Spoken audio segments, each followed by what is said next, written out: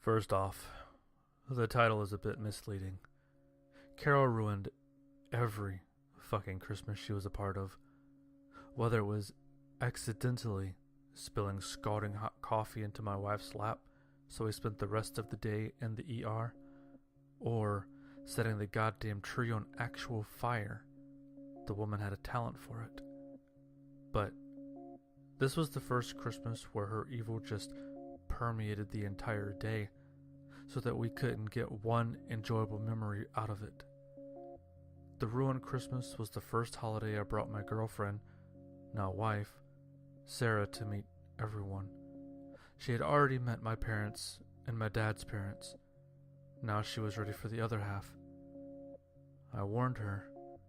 I told her going in that it was crazy. Not ha ha ha, we were so quirky, kooky, and zany crazy, but homeless dude disemboweling squirrels to wear them as socks crazy. She didn't believe me. Well, we got there. We went through the rounds of coat taking and cheek kissing, and everything seemed pretty normal. They seemed to like my girlfriend, and she liked them. Our first taste of Carol was when she tottered over, all fake nice, and cozying up to my girlfriend like they were old friends. She promptly ruined it by making a racist comment. She assumed Sarah was Puerto Rican. She very clearly isn't. And then stepping on Sarah's little toe when she went for a hug. Sarah gave me a look when they disengaged. I lifted my eyebrows at her. It wasn't even the tip of the crazy iceberg. I can tell you what Carol does, but that doesn't get across the utter hell of just being around Carol. Having her butt into several conversations at once, demanding hugs so she can leave white shoulders on your clothes that won't come off after 50 washes, making backhanded compliments, giving unwanted advice, invading your personal space, poking, pinching, prodding every inch of unprotected skin until you want to backhand her. 1,001 little things that built up like midge bites. Sarah doesn't have the most functional of families, but she was still shooting me astonished looks throughout the night.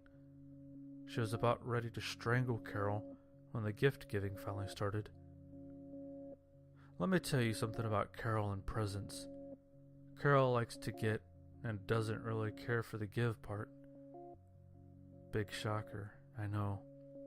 So we would give her the tacky, glittery baubles we knew she would like, and she would give us any old thing she picked up. I swear to God, that is the literal truth. She gave us a towel she found on the road one year. I know this because I saw it on her drive up. For some reason, this year she decided to give us actual gifty things. They were all more effort than her usual presents, but the effort was grossly misapplied. Aunt Amy got a saddle and tack when she has never owned a horse or ridden one. My girlfriend got expensive weight loss stuff. Carol had never met my girlfriend prior to this, nor did she need to lose weight. Kevin got a shirt many sizes too large for him, which didn't matter because it was missing all its buttons.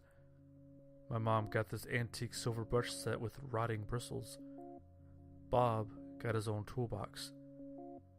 As in, she gave him his own toolbox after taking it at some unspecified point in the past. It even had his initials scratched in the lid. And Uncle Tim? I don't know how much of Carol's actions are calculated malice and how much are just plain stupidity. Either way, when Tim unwrapped a lovely picture frame bearing a photo of him and the wife that had left him not 2 months prior, it came to the same result. Tim is not the easiest guy to get along with, but he really loved his wife. He just looked crushed when he unwrapped it, while Carol chirped on about how expensive the frame was. He excused himself out to the car, and then we had to pretend we didn't hear him crying for the next 20 minutes. Oh, but the capper to the evening was Uncle Craig's present.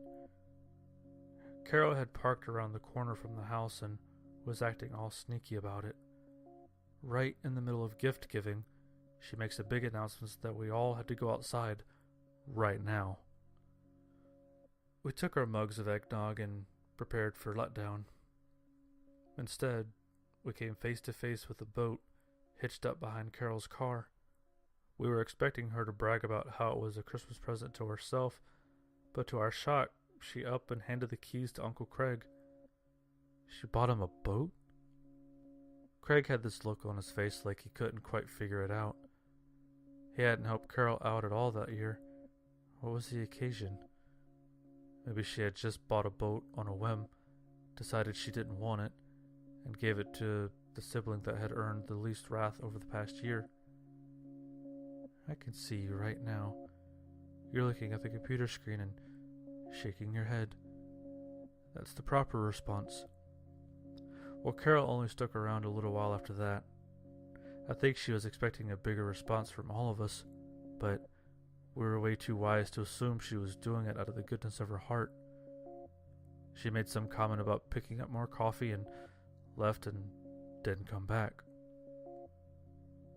We were cautious cheerful. Only half a day with Carol. It really was Christmas. Close to dark, Uncle Bob looked outside and saw a handful of guys on Uncle Craig's boat. They were standing on the bumper, patting the keel, touching it all over. He wanted to call the cops, but no. Tim had something to prove after that afternoon, and went outside to confront them. A little while later, he came back in, white-faced, and told us to lock the doors and not even look outside. There was a terrible smell that rolled in with him, a combination of rotting citrus and bad meat, and it permeated everything until we couldn't even smell dinner in the oven. We tried to soldier on through it, but there was just no way. After night fell, and the guys and the boat seemed to have vanished, we decided to go out to a restaurant. We came back to the front door hanging open and all the presents missing. Well, I turned to Sarah and said, "I told you. Crazy, right?" She laughed instead of crying, and we're still together almost 20 years later. That would be a cute little end to the story. Only I got a chance to ask Uncle Tim about what happened in the yard. The guy was a little into his cups when I did this, so he was a lot freer with the information that he might normally be. He said he went out to confront the guys, shouting to them that they were on private property. The guys just looked at him. They all looked pretty tough, like they could go from talking to fighting in a second. Tim was pretty hot-blooded, but something about their tense silence made him try diplomacy first. Tim said that this was his brother's boat. The guys said, No, it's their friend's boat. Whoever had sold it to him had clearly been a criminal. Tim said he didn't buy it. His sister did. And she hadn't mentioned the buyer. The guys took a huddle, whispering really harshly in a language Tim couldn't quite place, and then turned around to face Tim again. What he got out of them is this. They had a friend. Friend got into, not elaborated on, trouble and picked up house and ran. Took his wife with him and set sail for the tropics. His boat wound up adrift in a marina miles away from his last reported whereabouts. Tim said that was quite a story, but what the hell did they want? They asked him to wait a minute. They searched over every inch of that boat. They patted every surface and fished a penknife into every crack. Finally, one of them found a panel that they pried open with a knife. Tim said the smell rolling out of that space made him want to vomit, but the men stayed stoic like it wasn't even there.